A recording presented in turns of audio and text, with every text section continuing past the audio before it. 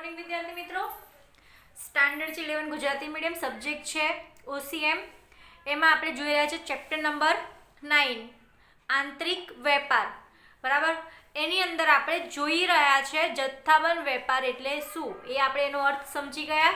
ત્યારબાદ જથ્થાબંધ વેપારીની સેવાઓ, તો કે જથ્થાબંધ વેપારી બે જણને સેવાઓ આપે છે. એક તો ઉત્પાદકને, જે વસ્તુનું ઉત્પાદન કરે છે તેને.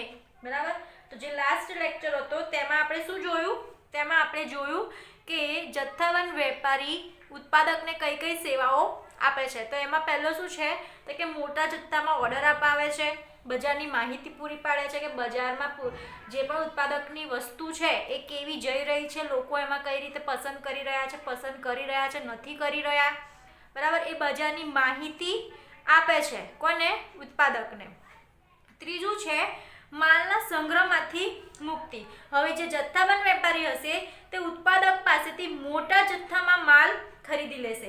હવે મોટા જથ્થામાં માલ જો ઉત્પાદક પાસેથી ખરીદી લેશે તો ઉત્પાદકને સંગ્રહ કરવાની ઝંઝટ રહેતી નથી, માલનો સંગ્રહ કરવાની ઝંઝટ રહેતી નથી. વસ્તુનું ઉત્પાદન કરશે અને જથ્થાબંધ વેપારી એ વસ્તુ એની પાસેથી લઈ જશે. બરાબર, તો એક એ સેવા આપે છે.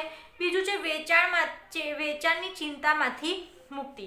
હવે જે જથ્થાબંધ વેપારી છે એ લોકો શું કરશે તો કે જે ઉત્પાદક હશે તેમાં પાસેથી જેમ શું કરશે કે એ લોકોને જેવું ઉત્પાદન થશે એ રીતે બધી વસ્તુ પહેલેથી લઈ જશે.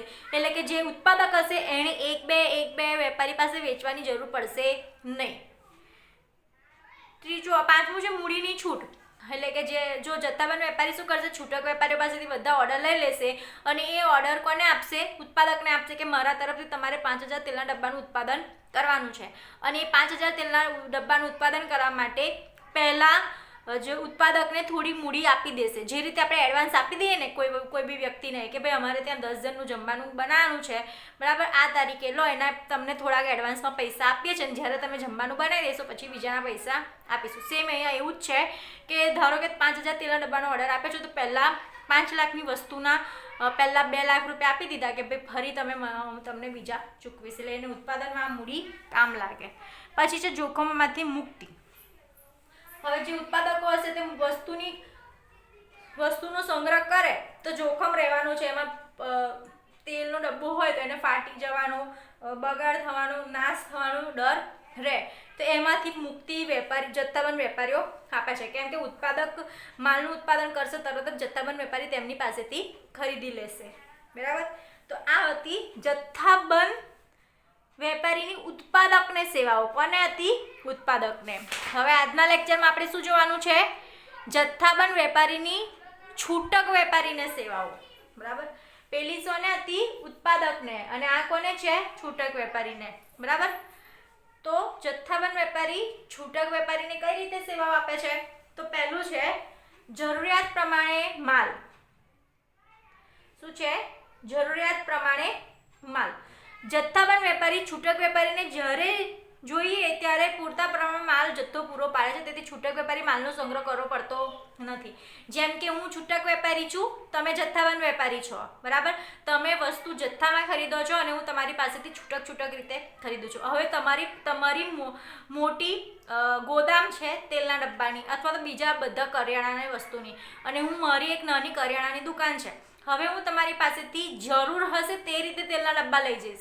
એવું નહીં હોય કે હું હોલસેલર પાસેથી 50 તેલના ડબ્બા લઈ જઈને હું સ્ટોક કરી દઈશ. ના, હું શું કરીશ, 10 છે 20 છે પહેલાં લઈશ સ્ટાર્ટિંગમાં. જેમ જરૂર પડશે એવી રીતે હું તમારે પાસેથી લઈશ. એટલા માટે મારે સંગ્રહ નથી કરવો પડતો, કેમ કે હું છૂટક વેપારી છું. એટલે મારે સંગ્રહ નથી કરવો પડતો. મારે સંગ્રહ કરવા માટે ગોડાઉનનો ખર્ચો પણ નથી ઉઠાવવો પડતો. જ્યારે જરૂર હોય ત્યારે મને માલ પર મળી રહે છે. એટલે કે છૂટક વેપારીને જરૂરત પ્રમાણે માલ આપવાની સેવા કોણ આપે છે? જથ્થાબંધ વેપારી આપે છે. બીજું જોઈએ આપણે શાખપર માલ. જથ્થાબંધ વેપારી છૂટક વેપારીને શાખ પર એટલે કે ઉધાર માલનું વેચાણ કરે છે. તેથી ઓછી મૂડીએ વધુ વેપાર કરી શકે છે. જેમ કે જે છૂટક વેપારી છે એને 40 તેલના ડબ્બાની જરૂર હોય, એમાંથી તે 20 તેલના ડબ્બાના પૈસા આપશે અને 20 તેલના ડબ્બાના પૈસા પછી આપશે જ્યારે વસ્તુ વેચાશે ત્યારે. આ રીતે શાખ પર માલનું વેચાણ પણ કરે છે જથ્થાબંધ વેપારી. જાહેરાત ખર્ચમાં ઘટાડો. જથ્થાબંધ વેપારી કરેલી જાહેરાત અને વેચાણ વૃદ્ધિના પ્રયત્નોનો લાભ છૂટક વેપારીને મળે છે, માટે છૂટક વેપારીની જાહેરાતનો ખર્ચમાં ઘટાડો થાય છે. હવે જે જથ્થાબંધ વેપારી હશે તે પોતાની વસ્તુ વેચાય એટલા માટે જાહેરાતનો ખર્ચ કરશે, મોટા મોટા હોર્ડિંગ્સ લગાવશે, મોટા મોટા બેનર લગાવશે, ટીવીમાં એડ આપશે, બરાબર. એટલે જે જથ્થાબંધ વેપારી છે પોતાનો માલ વેચાય એટલે જાહેરાત ખર્ચ કરશે અને એ લોકો ઓળખતા થઈ જશે કે આ વસ્તુનું વેચાણ થશે. એટલે કે જે છૂટક વેપારી છે એણે વસ્તુનો જાહેરાત ખર્ચ કરવો પડતો નથી. જે ગ્રાહક હશે તે દુકાનમાં આવીને મને આ વસ્તુ આપો, કેમ કે એમને પહેલેથી ખબર છે, કેમ કે જથ્થાબંધ વેપારી એની જાહેરાત કરી ચૂકેલો છે, એટલે છૂટક વેપારીને તેની જાહેરાત ખર્ચ કરવો પડતો નથી, એટલે એના જાહેરાત ખર્ચમાં પણ ઘટાડો થાય છે. ચોથું છે ફરિયાદોનો નિકાલ. છૂટક વેપારી ગ્રાહકો પાસેથી મળેલ માલ અંગેની ફરિયાદો જથ્થાબંધ વેપારી મારફતે ઉત્પાદક સુધી પહોંચાડી તેનો ઝડપી નિકાલ કરવા જથ્થાબંધ વેપારીને મદદરૂપ થાય છે. છૂટક વેપારી, બરાબર. હવે છૂટક વેપારી હશે એ સીધા ગ્રાહકના સંપર્કમાં આવે છે. હવે ગ્રાહકને વસ્તુ સંબંધિત કોઈ પણ ફરિયાદ હશે તો જે ગ્રાહક હશે તે છૂટક વેપારીને કહેશે કે ભાઈ તમારી દુકાનેથી આ વસ્તુ લઈ ગયેલો, એ વસ્તુમાં આ ખામી હતી, બરાબર. એટલે કે જે છૂટક વેપારી હશે એ બાબત ધ્યાનમાં રાખશે અને જથ્થાબંધ વેપારીને કહેશે કે મારી પાસે ગ્રાહક પાસેથી આ વસ્તુની કમ્પ્લેન કે ફરિયાદ આવી છે. તો જે જથ્થાબંધ વેપારી હશે એ ફરિયાદ સાંભળી લેશે અને તે ઉત્પાદક સુધી પહોંચાડશે અને ઉત્પાદક પછી એને ઝડપી નિકાલ કરવાનો પ્રયત્ન કરશે. પણ એમાં વચ્ચે મદદરૂપ કોણ થયું? જથ્થાબંધ વેપારી મદદરૂપ થયું, કારણ કે છૂટક વેપારી અને ઉત્પાદક વચ્ચેની કડી છે જથ્થાબંધ વેપારી, બરાબર. જોખમોમાંથી મુક્તિ. જથ્થાબંધ વેપારી માલનો સંગ્રહ કરતો હોવાથી માલની ઘટ, બગાડ, માલને નુકસાન, ભાવમાં વધઘટ જેવા જોખમોમાંથી છૂટક વેપારીને મુક્તિ અપાવે છે. આપણે જોયું કે ઉત્પાદક બી માલનો સંગ્રહ નથી કરતો અને છૂટક વેપારી પણ માલનો સંગ્રહ કરતો નથી. માલનો સંગ્રહ કોણ કરે છે? જથ્થાબંધ વેપારી કરે છે. એટલે જે છૂટક વેપારી છે એને પણ જોખમમાંથી મુક્તિ મળે. એક તો એમની પાસે દુકાનમાં જગ્યા નાની હોય તો તેમને એક તો સંગ્રહ નથી કરવો પડતો અને સંગ્રહ કરે તો તે બગડી જવાનો, તૂટી જવાનો એવો કોઈ પણ ભય રહેતો નથી, બરાબર. તો એમાંથી પણ મુક્તિ જથ્થાબંધ વેપારી અપાવે છે. માર્ગદર્શન. જથ્થાબંધ વેપારી પોતાનું જ્ઞાન અને અનુભવનો લાભ છૂટક વેપારીને આપે છે. ખાસ કરીને માલનો ભાવ, તેનો ઉપયોગ અને વેચાણ અંગેનું માર્ગદર્શન પણ આપે છે. હવે જે જથ્થાબંધ વેપારી હશે તેને વધુ પડતું બજારનું જ્ઞાન હશે તો એ છૂટક વેપારીને તેનું જ્ઞાન અને પોતાનો અનુભવનો લાભ આપે છે અને તે અનુભવનો લાભ કોણ લે છે? છૂટક વેપારી લે છે. તો માલનો ભાવ કઈ રીતે રાખવો, એનો ઉપયોગ કઈ રીતે કરવો અને વેચાણ કઈ રીતે કરવું એનું માર્ગદર્શન છૂટક વેપારીને જથ્થાબંધ વેપારી આપે છે, બરાબર. તો આ હતા જથ્થાબંધ વેપારીના છૂટક વેપારીને સેવાઓ. જથ્થાબંધ વેપારીની છૂટક વેપારીને સેવાઓ, બરાબર.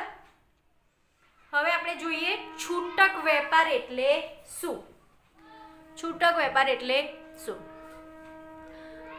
અર્થ: જે વેપારમાં જથ્થાબંધ વેપારી કે ઉત્પાદક પાસેથી છૂટક અથવા મોટા જથ્થામાં માલ ખરીદીને ગ્રાહકની જરૂરિયાત મુજબ માલનું વેચાણ કરે છે તેને છૂટક વેપારી કહેવામાં આવે છે.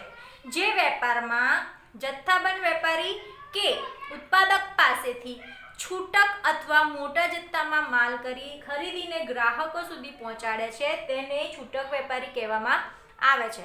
જે આપણે આગળમાં સમજી ચૂક્યા છે કે જે કોઈ જથ્થાબંધ વેપારી પાસેથી અથવા ઉત્પાદક પાસેથી માલ ખરીદી અને પોતે જાતે ગ્રાહકો સુધી પહોંચાડે છે તેને છૂટક વેપાર કહેવામાં આવે છે, બરાબર. છૂટક વેપારી ગ્રાહકો સાથે પ્રત્યક્ષ સંપર્કમાં રહેતો હોવાથી તેમની જરૂરિયાતો સમજતો હોય છે, પરિણામે ગ્રાહકને ઉત્તમ સેવા આપવાના પ્રયત્ન કરે છે. આમ છૂટક વેપારી માલ વિતરણના માર્ગમાં જથ્થાબંધ વેપારી અને ગ્રાહક વચ્ચેની કડી સમાન છે. શું કીધું છે અહીંયા આગળ કે છૂટક વેપારી ગ્રાહક સાથે પ્રત્યક્ષ એટલે કે સીધા સંપર્કમાં આવતો હોય છે, એટલે એની જરૂરિયાતો સમજતો હોય છે, બરાબર. આપણે રોજબરોજ જે દુકાનમાં લેવા જઈએ છીએ એ દુકાનદારને ખબર હોય છે કે આપણી રોજબરોજની જરૂર શું છે, આપણે દર મહિને કઈ વસ્તુનો વપરાશ કરીએ છીએ, બરાબર. તો જે છૂટક વેપારી હોય છે તે ગ્રાહકના સીધા સંપર્કમાં આવે છે, તેમની જરૂરિયાતો સમજે છે. પરિણામે ગ્રાહકને ઉત્તમ અને સેવા આપવાનો પ્રયત્ન કરે છે. જો તમે કોઈ શોપમાં ગયા હશો ને તો ત્યાં આગળ જે તમે રેગ્યુલર જે શોપ પરથી સામાન લેતા હોય ને તમે જશો ને એટલે ભાઈ તમને બધું ફટફટ તમે ખાલી એવું કહેશો કે મને ચા આપો એટલે ફટીને તમને વાઘબકરી ચા આપશે. એટલે તમે જો વાઘબકરી દર મહિને લેતા હોય તો વાઘબકરી ચા તમને આપશે. કેમ કે એ તમને જે તમારી જરૂરિયાત એને ખબર છે કે તમે દર મહિને જ વાઘબકરી ચા જ પસંદ કરો છો ને તમે એ જ ખરીદવાનો છો, બરાબર. એટલે એ જ્યારે તમે જશો એટલે તરત જ તમારી જે પણ વસ્તુ હશે મનગમતી એ તમને પૂરી પાડશે, બરાબર. તો એને શું કહેવામાં આવે છે? છૂટક વેપારી કહેવામાં આવે છે. છૂટક વેપારી માલ વિતરણના માર્ગમાં જથ્થાબંધ વેપારી અને ગ્રાહક વચ્ચે કડી સમાન